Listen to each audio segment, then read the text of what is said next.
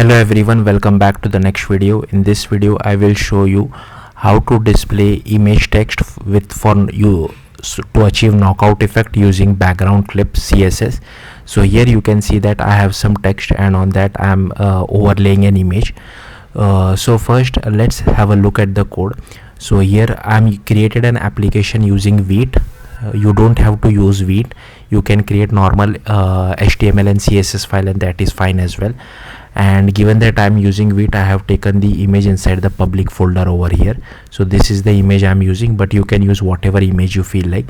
Here I have one div. I have also referenced my CSS inside my HTML file, and here is our div. Here is one h1 tag, so this is my h1 tag. Okay, and in styles.css, if you see, for our h1 tag I have assigned one background image which is present inside my public folder, but change this part to wherever your file is located and change the image name as well.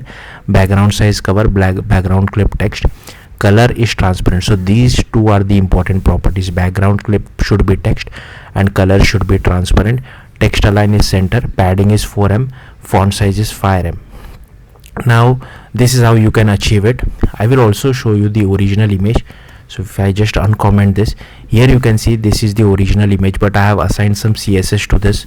So if you see, this is the CSS. If I remove the CSS for my image, the image is actually quite very big. Okay, so be careful, like sometimes I'll just move it back.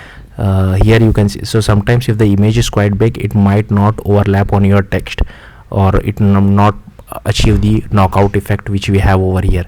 So if I again remove this image, okay, and here you will have to play around with this padding and font size. So if I remove this, here you can see that I am only able to achieve this particular effect.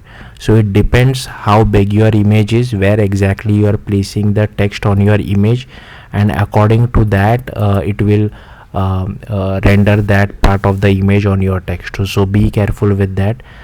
So yeah, that's it. That's how you can do it. Thank you for watching. Bye.